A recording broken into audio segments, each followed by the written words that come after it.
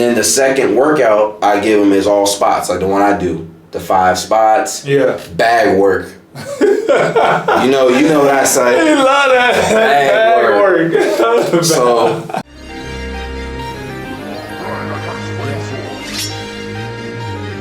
What are you thinking? Yeah.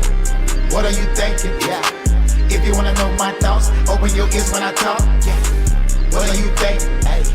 What are you thinking? Hey. If you wanna know my thoughts, open your ears when I talk. Yeah. Yeah, good intros. It's always the best intros when and the ones you don't plan for. When it's just flowing, when it's flowing. easy. That's why I do it like that. Well, we messed up the intro, so we're gonna start a new one. Welcome back to another edition of the Arnold Styles Podcast. I am your host, Arnold Lewis, with my boy Chief, Austin Wrighton, Chief Wrighton, whichever you want to call me. Whatever your preference. Zero preference, Mr. Wrighton, Austin Wrighton, formerly known as Chief. Yes, sir. That's what they call him, man. He gets busy on the court, man. He gets busy on the court. Glad to have you on, man. Like I said, we were supposed to have the big 3, but we missing one. Deuce, gotta be impeccable with your words, Deuce. I'm gonna be the one to say it this time, Deuce. Gotta be impeccable with your words, Deuce. Okay, so when I say it, he don't like when I say it. But even when I say it, it's gonna hit way different because it's coming from me. That's what I'm saying. He don't like when I say it. I don't be trying to just be all yeah, but I'm just saying. If I'm wrong, let me know. Tell me, because I want to be impeccable with my words. So, man, finally got you back on the podcast. And Yes, sir. out of all the podcasts, yours did numbers. Maybe it's your fans. You brought your fans, your people to watch, man. Maybe. So we have they to want to tap in and hear me speak because I don't usually get on the camera and speak too much, but when I do, my words are powerful. You dropping gems, I'm dropping gems, man. You're an old soul, bro. You heard that before? I have. I can tell. My girlfriend's mom actually said that, like when she first met me, she said, "You know what? You are a man of years among your years." Before, yeah. I've been so. That's you're old soul. That's why you fit in with me and Duke. right. Even with you just fit in just with us, man. So, how you feeling, man? We going into the playoffs. Are you interested in playing overseas basketball one day? I wish someone would have told me 1 year after college I would receive my first pro gig. I wish someone would have told me that having an agent does not guarantee that you will get hired. I wish someone would have told me being cut from a team, because after 10 years in this game, everyone gets cut from a team. Now, after traveling from over 17 different countries and winning up to 7 championships in my pro career, I've put together the 6 most important traits any player needs before starting their career. So go ahead and grab that ebook and get all the information you need today to start your career. Now you can't say no one didn't let you know. So go ahead, grab that ebook and get started so you can become the pro one day. Let's go. Well, we're going into the semis. We're going into the semis. My fault. So, last time you was on was going into the playoff, getting it cracked. Exactly. Play 7 games now. I'm at 11. 11 games? Yeah. So feel good, confident. We got Anku next. Confident, very confident. We got Anku next. That's why I wanted all 3 of us in here so we can talk about this matchup that's coming, man. Exactly. Let's talk about this matchup that we got playing against Anku. Like, we see what they got. First of all, Franco, I love you, but you ain't going crazy like that. Not on us. Not on us. And we just had a gruesome 3-1. That wasn't the easy 3-1. That wasn't easy. That was the hardest round. We made it look sweet, but it wasn't sweet. So, when we play them, they don't play with that type of physicality and energy. So, of course, we're already juiced up. One, because we haven't played in an entire week. Yeah, it's going to be 2 weeks since we played. So now we got a 1 week of practice. We're going to be going at each other's head. And then... That's the only thing that I see that worked out really well for us is the fact that we got to get a week off of just rest. Yes. That's why I felt good today. Much needed. That's why I felt good today, going in there and just say, let's get some runs in and just don't lose the rhythm. You got to have that one-on-one, that rhythm, like I said the last time, just to keep the motion going, just to feel your moves out with defense. Right.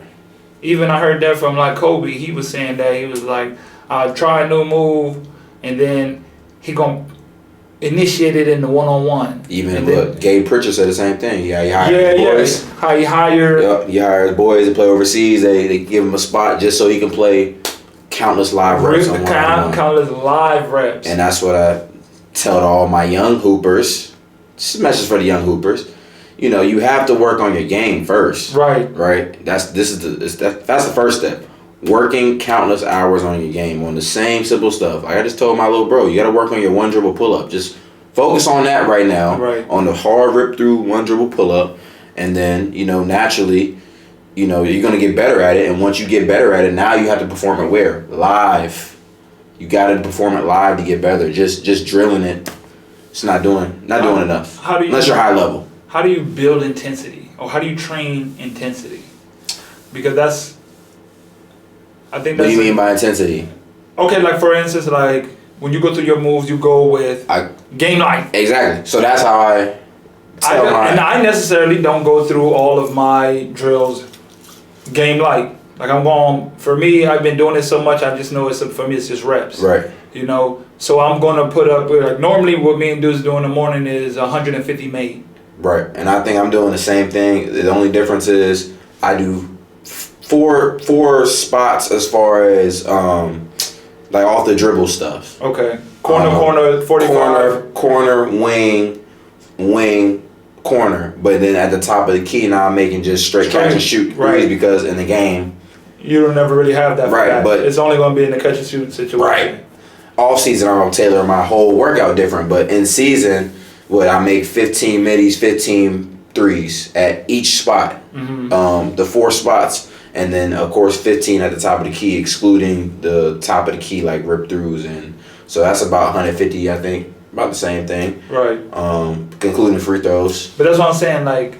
But it's just the that intensity. How do you train for intensity? Because you have to go 100%. And I tell all my kids, man, you have to train.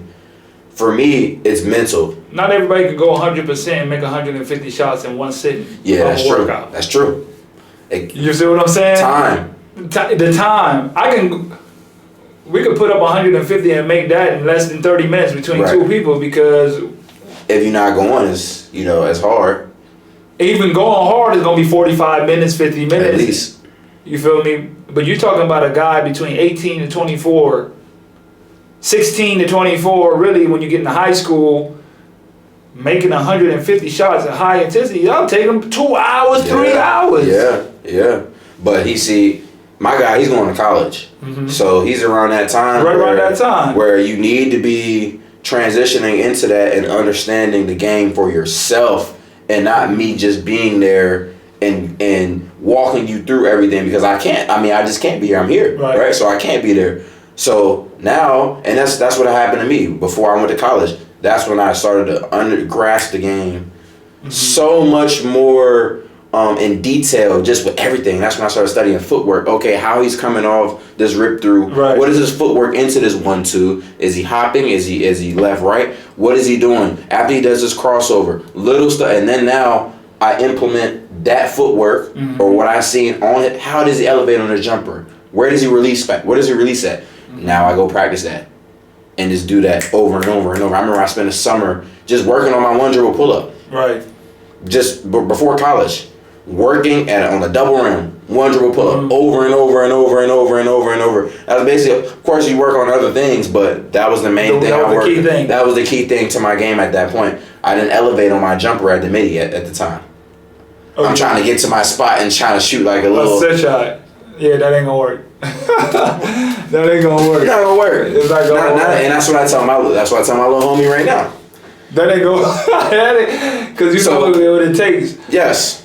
You got guys like me guarding you out on the wing. 6'7", 6'8", you're gonna have to elevate. You're gonna have to elevate, even on the 3. So right now with him, I'm focused. Just focus on the midi first, because that alone is gonna take a whole summer, whole 6 months to reconstruct that game, to reconstruct your whole jump shot. Right. Because that's what it took me. Like at first, just the middies, and I was shooting just a set shot. What was the average? Because you're saying repetition. Right, over and over. What is the average repetition of one person to say that they should take towards using a move? Man. To really build that repetition and to say, I got it. Okay. You know what I mean? I'll put it in a time frame. I graduated high school in June. From June all the way up until the first open gym in around September. Was me all just me. Well, let me stop because I started playing open gym in the summer. Before that, so I'll probably say it took me about at least 3 months of just one move, grinding on one move, and then going to practice it in open gym where there's no refs. You got to worry about your coach taking you out. You can just, when you get the opportunity, you got to use it. Yeah. Right. So then I'm doing that for a whole month. By the time I get back to school, I'm still repping it and I've been playing. So now by the time I get to school, my one dribble pull up. That's the first thing my coach said in college. You know it's a difference. He said, well, I was a freshman coming in. Right. So he's like, man, that kid, like, yo, your one dribble pull up, that can make you a lot of money one day.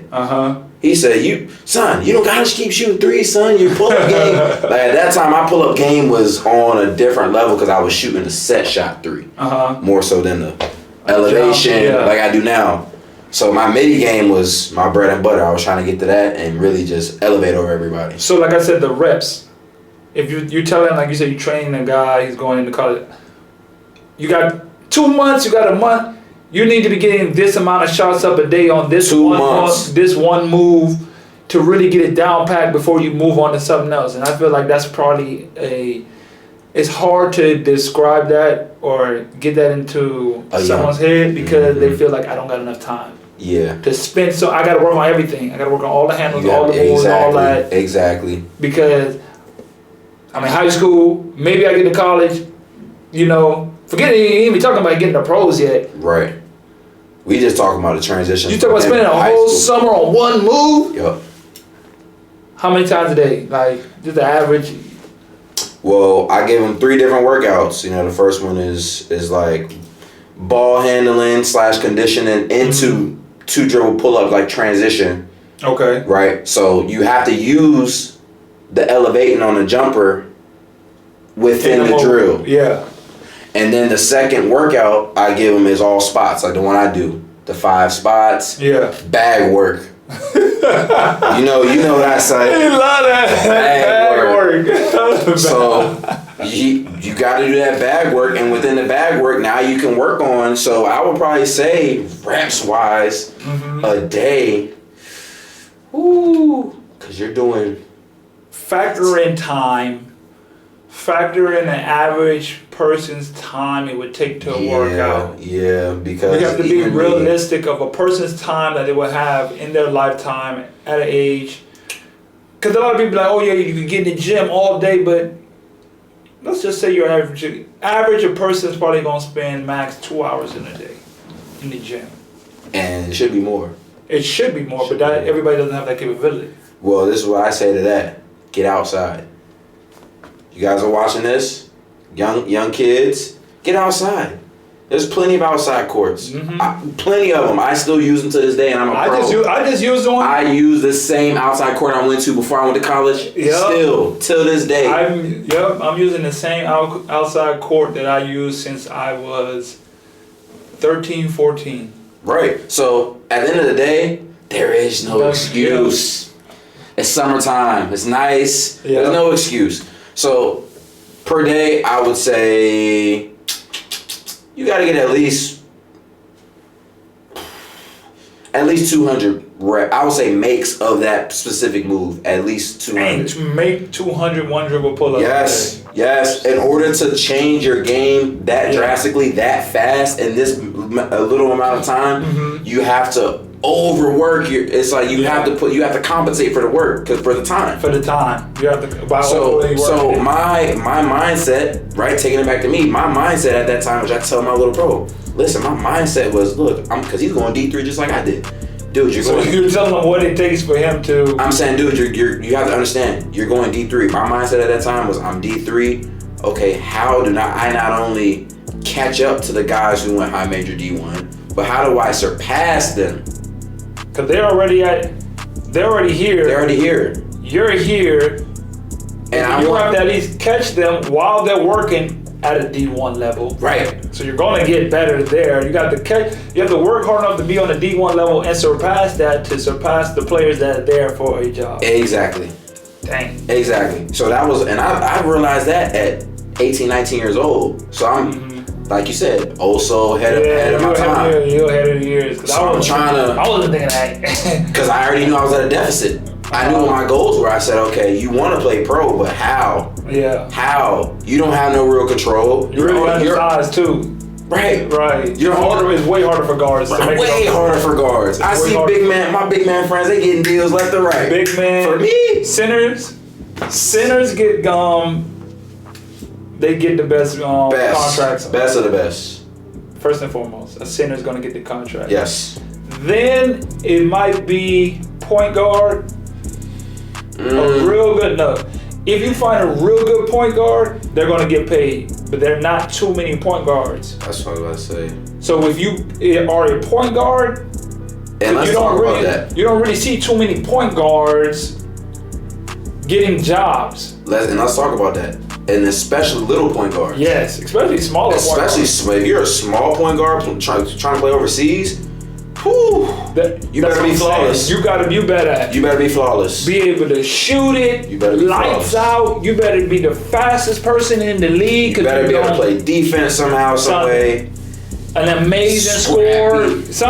Something. If you small. Because honestly, there aren't really just too many. You're going to find big men all over the place. Yes. I would say you're not gonna find big man all over the place. That's why they're needed. That's why they're needed much more because as far as getting jobs, you're gonna find more big men with jobs. Oh, of course, yeah. Then you find point guard guards. Yes, 100%. Hands down, it's way easier as a center to get a job overseas. Way easier. I heard a stat one time. A dude said if you're over 6'4", you're in the top. I think he said 5% or maybe 10% of people in the world. Yeah. So it just goes to show. You know what I'm saying? Yeah, it just goes to show. I'm in the top 5% of people in the world just because I'm 6'7". Yep. That's crazy. That is crazy. That's crazy. And we were talking about just different levels. We were talking earlier about just different levels. You was talking about Europe, how their basketball. What is your comparison between Europe basketball and here? Since you've been here, you played in Mexico, Nicaragua. Here now. Here, yeah. This is my. What's the difference? The biggest difference you feel between that and Europe and the style of play. Style of play, politics, just in the general. Man, we can deep I'm gonna go back to that, but go ahead. It was a dude. The dude Jose Colorado. Yeah. Right. We all know him. He wrote something. I was like, he made some. He throw some stuff out there. I'd be like, yeah, he's spitting facts on this one. Okay. So he was like, getting your first overseas basketball contract is hard, but many players actually make it harder on themselves. They let anyone do their highlights. They do zero market research, and they hope an agent does everything for them. Man. Then when nothing happened, it's politics. Oh my God. It's politics. Oh my God. It's politics. That's true. I just gotta say, screenshot. That's true. I'm gonna shout you out on this episode for that one because that's facts. That's facts. There's a lot of facts to debunk and unpack on this. Yes. It's a lot of laziness. Yeah. There's a difference between politics and laziness. And I see this. Laziness, entitlements. Yeah, what do you expect? I be seeing dudes who don't even have no type of collegiate resume, and they playing men's league basketball, and they disrespecting overseas basketball, thinking that, yeah, man, I can get a job. I could do this. I can do that. Bro, you're not getting a job, bro. One. And two, it's not politics that you didn't get a job because you could play.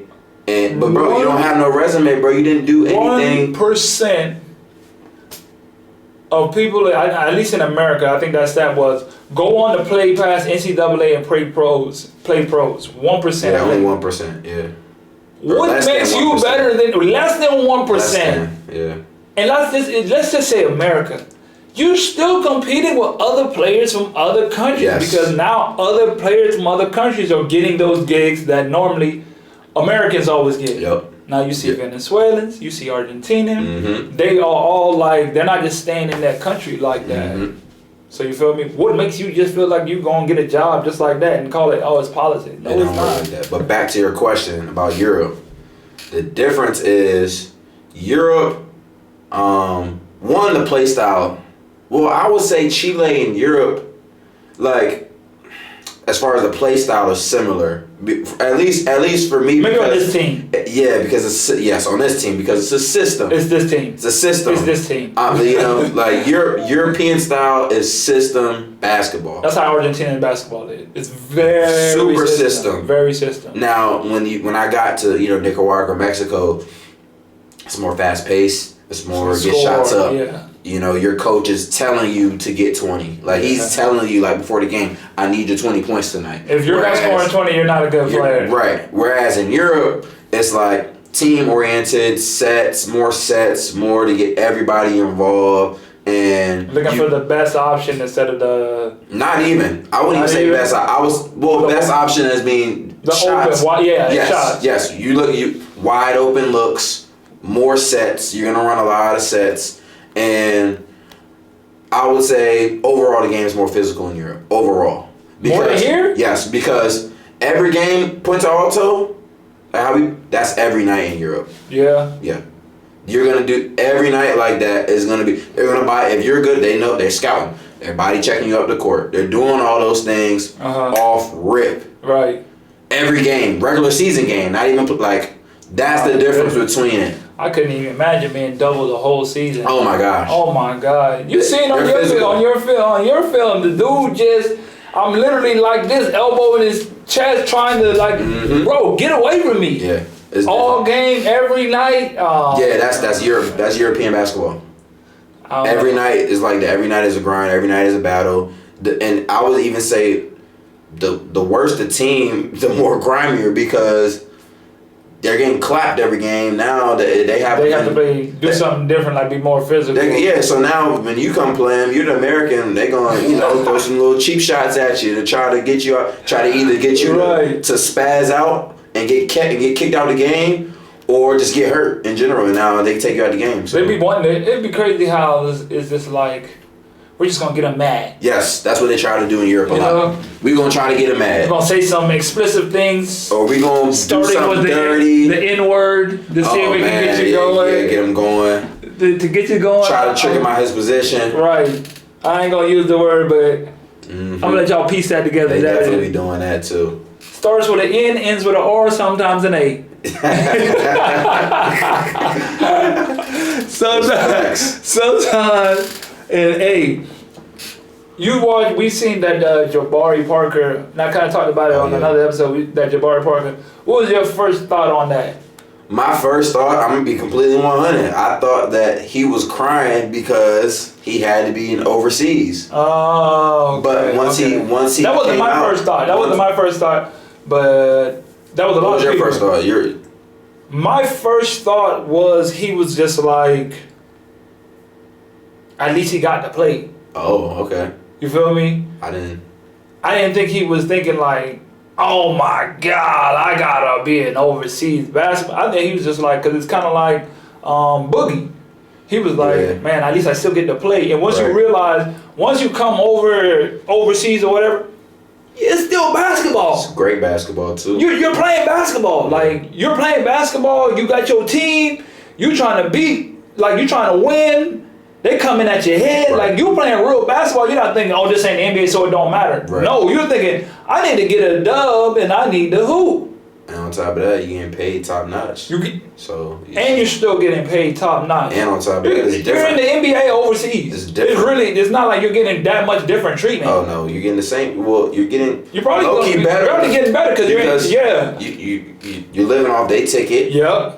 They're paying for your food. They're paying for your flights. You just travel. You travel. They're giving you money. They're paying for your living. In the States, you're paying for your living. Exactly. So you just all that money, going to your pocket. So That was my first thought. Personally, I just seen that. I was like, why is he crying? But once you understand his story, then you understand. Because I don't really keep up with Jabari Parker like that. He's more of our class. He came out when our class, him, Andrew Wiggins. Yeah. They're like around our age. He came out when we was like sophomores or juniors. Somewhere around that time. We was in college at the same time. I was a little baby. I was a baby. I was probably like in 8th grade. So you really wasn't. I knew about him, but like once he got to the league, it was like, okay, he's in the league. Okay, like I didn't really keep up. I didn't know he had all those injuries and stuff like that, and that's why he was crying. So it made sense once I saw him put the out full story. Man, he got so much. He got a lot of backlash. So much backlash because it just goes to show you the perception of what people think before they even know the true stories. You got this dude tearing up because he get to play basketball again. Right. Forget the money, forget all that. I still get to play basketball because imagine, knock on wood or whatever, not speaking it, but imagine regardless, you don't get to play basketball anymore. You can say, oh yeah, I got the money, but getting the hoop is different. There ain't nothing because you never thought, before you got to think about getting paid, you just love the game. Exactly. You love hoops. You seen that clip of KD in the club? Yeah. You seen KD in the club? He's pretty much a billionaire. And he's in the club getting shots up. Because he love the game. Because you love the game. At the end of the day, you're going to love the game more than just, you strip everything away, bro. The love of the game, really. Mm-hmm. So, I just wanted to know what people thought about that. Like, just the fact that people went in on him so.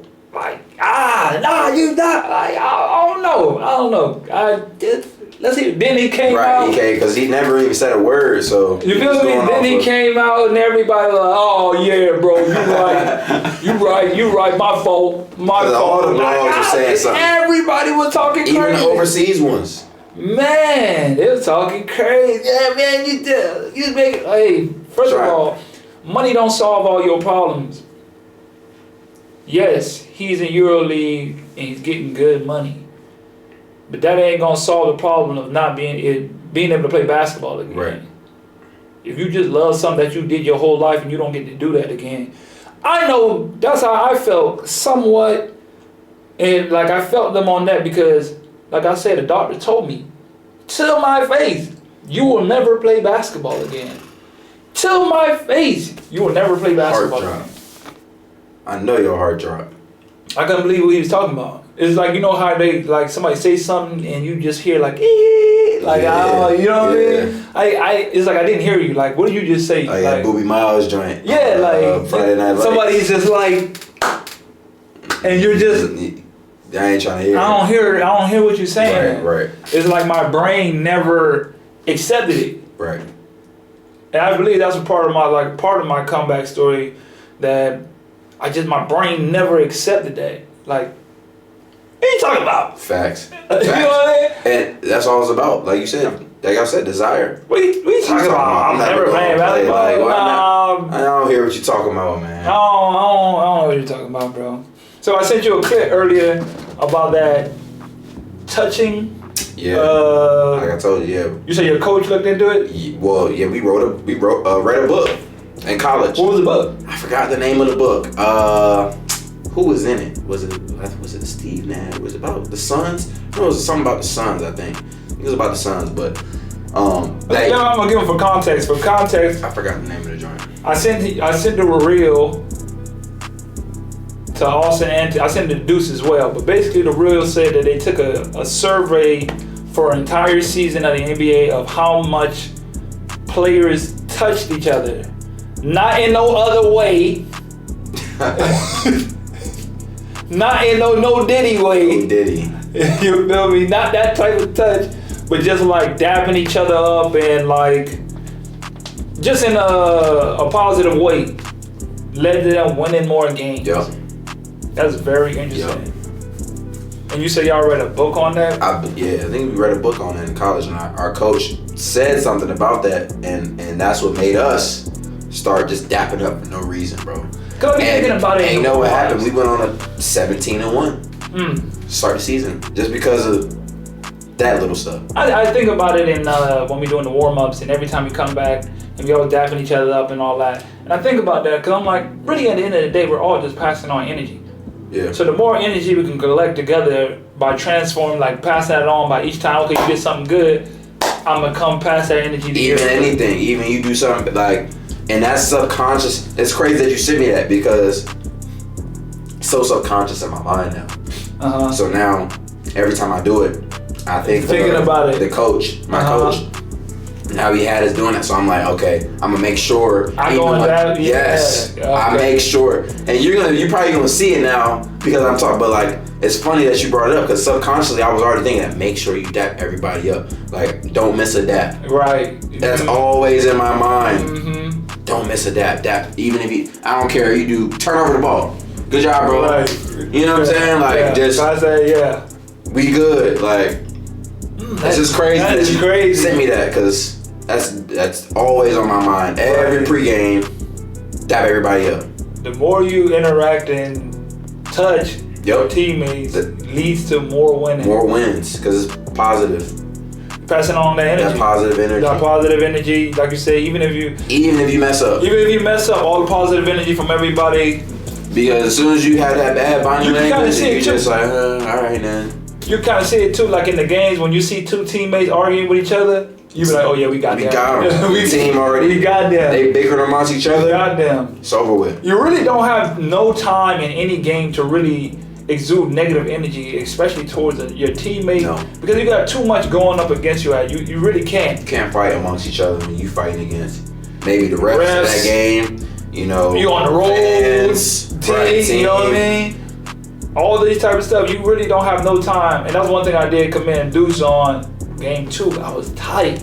How we let them come back again? Yeah. How we scored 3 points again? Like 3 points? What are you talking about? And he was just like, just don't lose the positive energy. He kept saying that.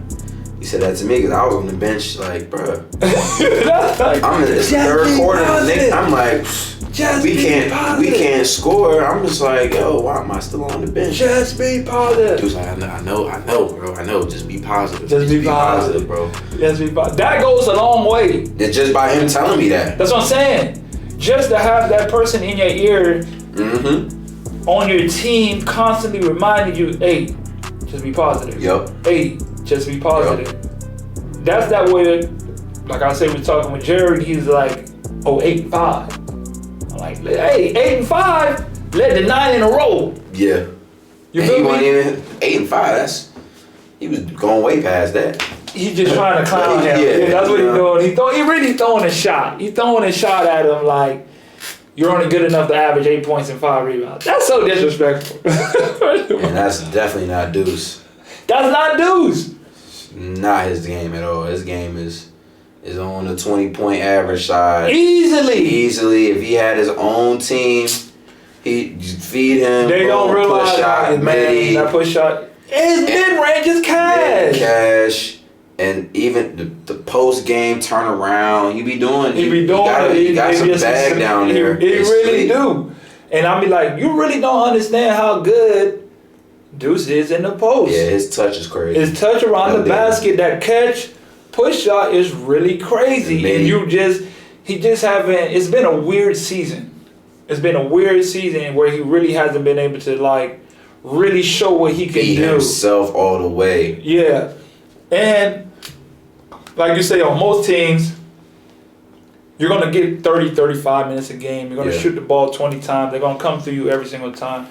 This team is more system-oriented. Yeah, more This isn't like the other team, Los Angeles, where you're going to play 40 and you're going to get up just mad shots and you're going to play all day. Like normal Latin basketball. That's why I say this team is way more system-oriented. We're going to move. Even I just take a step back and say, okay, I'm not finna just go 1-1 every single time because we just got so many players. Right.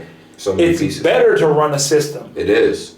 With who we got, our personnel. It's just better to run a system when you got the group of guys that we got because it just makes the offense flow a lot smoother. Definitely way more smoother.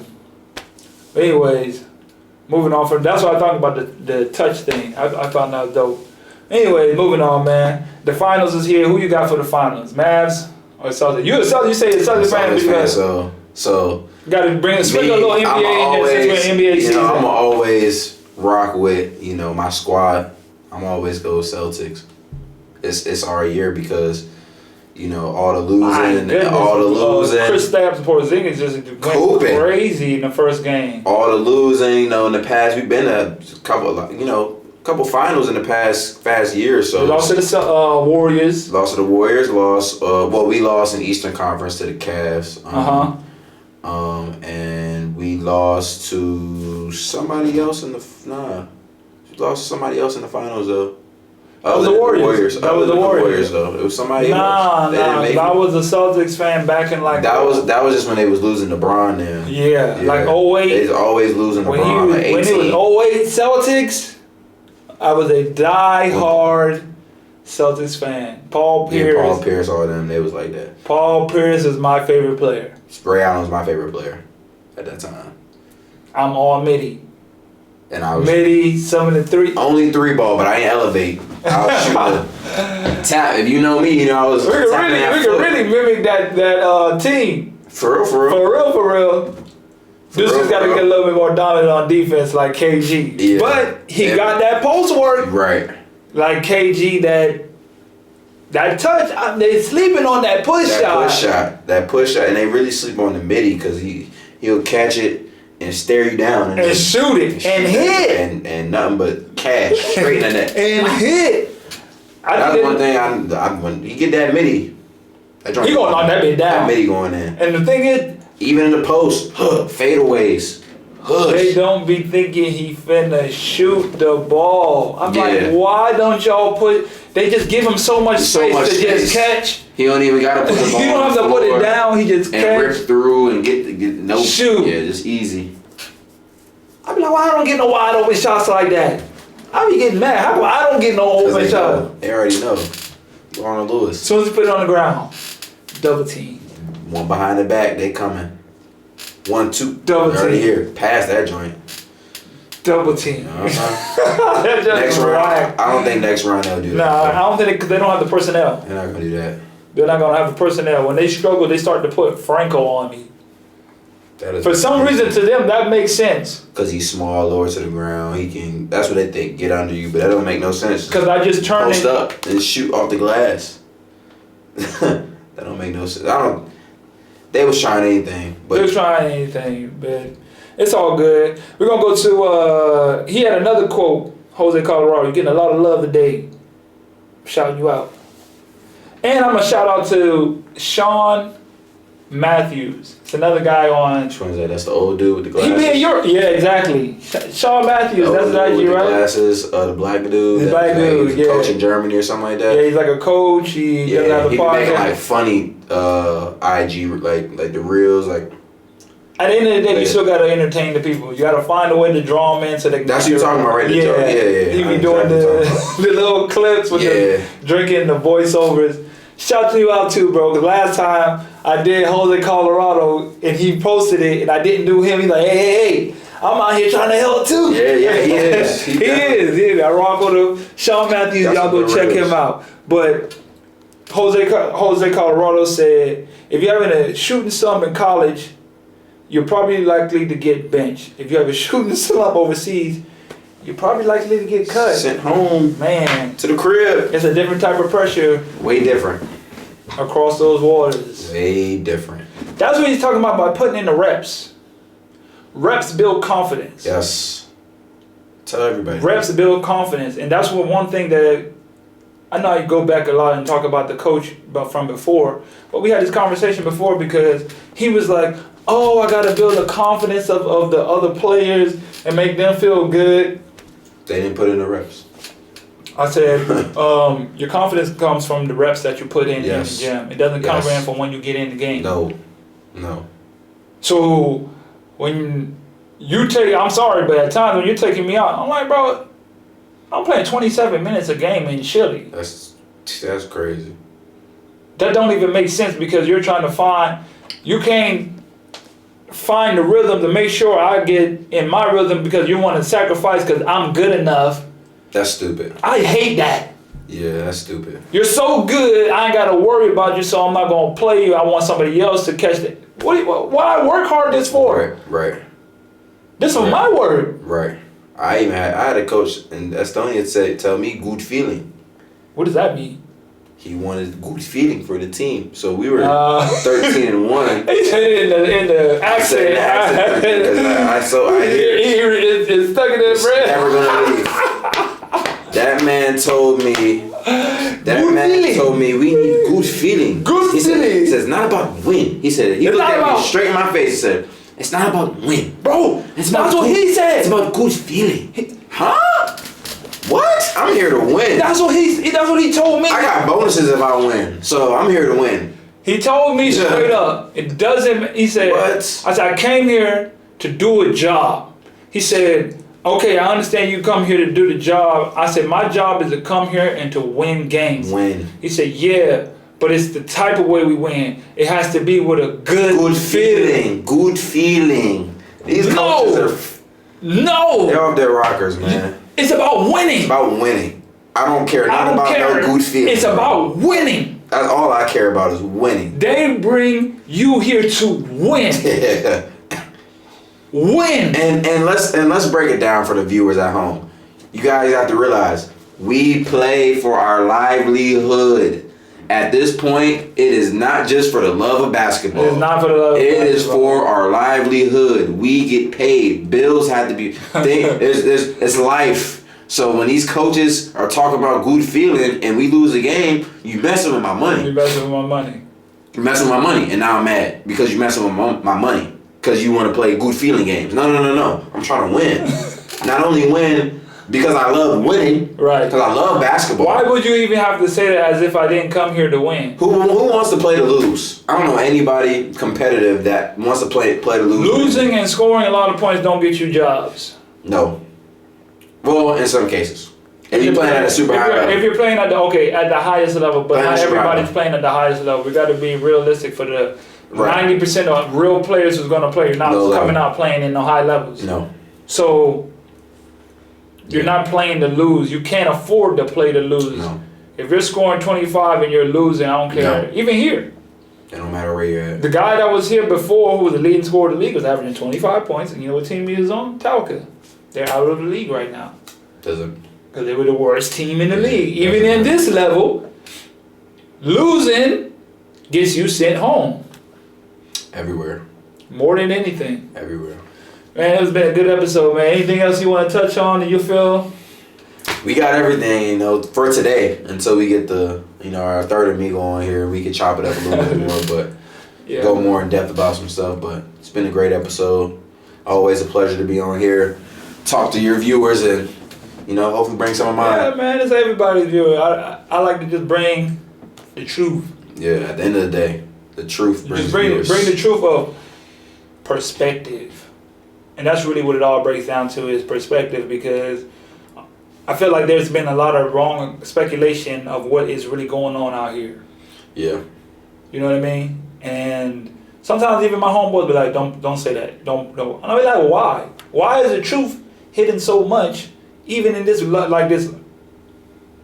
lifestyle, where we get mistreated more than anybody? Man, Europe. Whew. That's okay.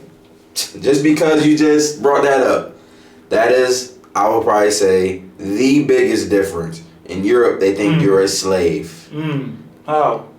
They think you are a slave. They don't care if you are hurt. They don't care if your dad died. They don't care. They don't care what you got personally going on in your personal life.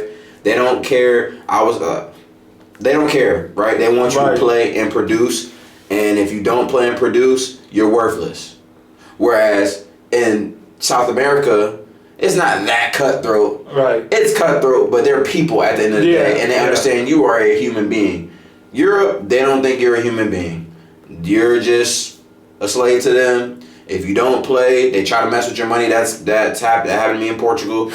I literally they always was hurt. Mess with your money, I boy. literally was hurt. I had back spasm. I played hurt to try to help these people win. Right? And I messed up even more. Sat out for 3 weeks. 3 weeks? I was out for 3 weeks, almost a month, because it was that bad. I had back spasm, but it was like my rotator cuff, something like that. I messed up, right? So I'm sitting out. We're not playing playoffs. We're just playing in the consolation bracket. My GM is mad because I didn't play. So now he trying to mess with my money. Now he trying to pay me half of my salary and fine me. Fine you? Because I'm pulling up to treatment and I'm not at practice all the time and I'm at treatment. It's like I'm not playing, but I'm at just like now you trying to fine me and try to say this is discipline. This is the club rule. No. You didn't specify club rule beforehand. Right. Now you trying to penalize me because you're mad because I didn't play. That's all it was. Because it's like, we don't see any functional injury. I don't see anything. Are you the doctor? I don't see anything why you couldn't. But of course, you have the doctor work with you to write you up a report to say that what? That Austin's not really injured. Right, that you're clear. He could play if he wanted to, but it's not indicative of how I'm actually feeling on the inside of my body. Oh, you got to take care of yourself in this game. That's why you have to, because they don't care about you. Especially in Europe. You're a slave. They don't care. Yeah, they will mistreat you. They will talk bad about you, smile in your face, and then say, "Oh yeah, go win me games." You don't win them game, now you suck. Bye. Now, then I'm gonna throw a bad rap on your name. Rap on your name and cut you, and then tell the next coach you was the bad person, and it's crazy, man. That's exactly why. Or when I was about 24, 25, I had an older dude. He was like 31, 32. Kind of just like giving me the game. We was playing in Colombia together. He was just he the first one put me on books, telling me, "Hey, you need to check this one book out." He told me to read this one book. I still haven't read it, but I'm definitely gonna read it. It's called The Alchemist. I heard of that book. Everybody heard of that. It's but he was talking about a players' union. Like at that time, I don't know what he talking about. You know what I mean? A players' union. Yeah, a worldwide players' union. That's why I'm creating the app. Ooh. That's why I'm creating the app. Only certain. Oh, it was like France.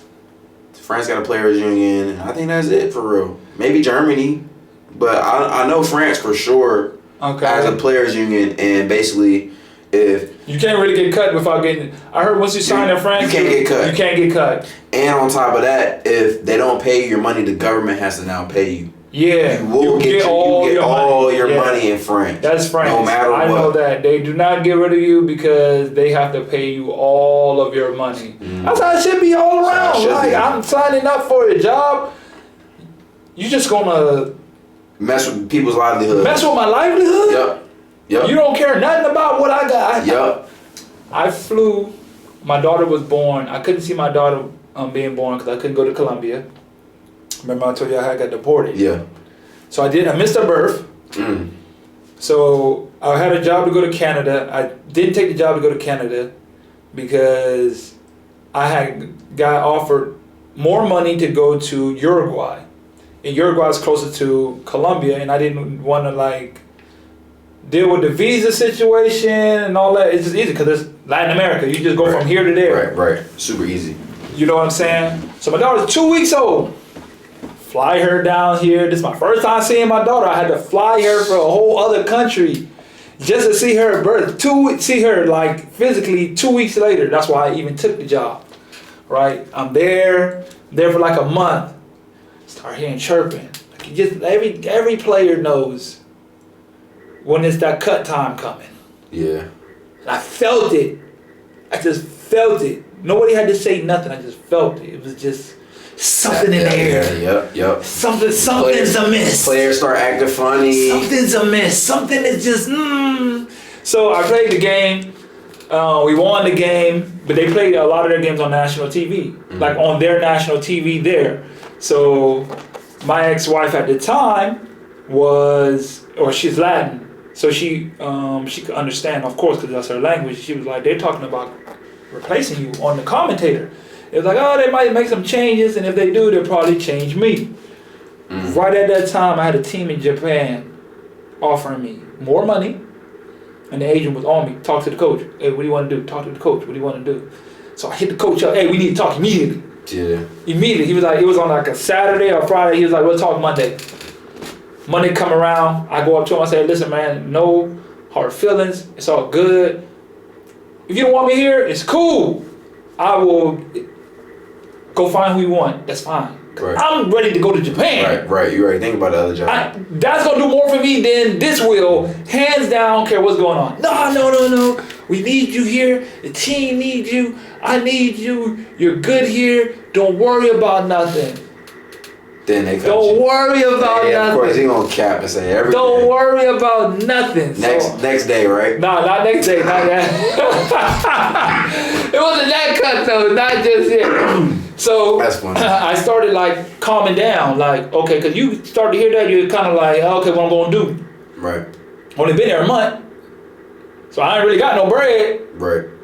I just flew. Oh, yeah, your daughter. And her mom, you feel me? Now I'm taking care of everything. I'm only a month in. One check ain't gonna do nothing for you. You just recouping from the last month or paying back stuff. Right. So I'm just like hey, I need to know for sure. So he was just like, nah, you good.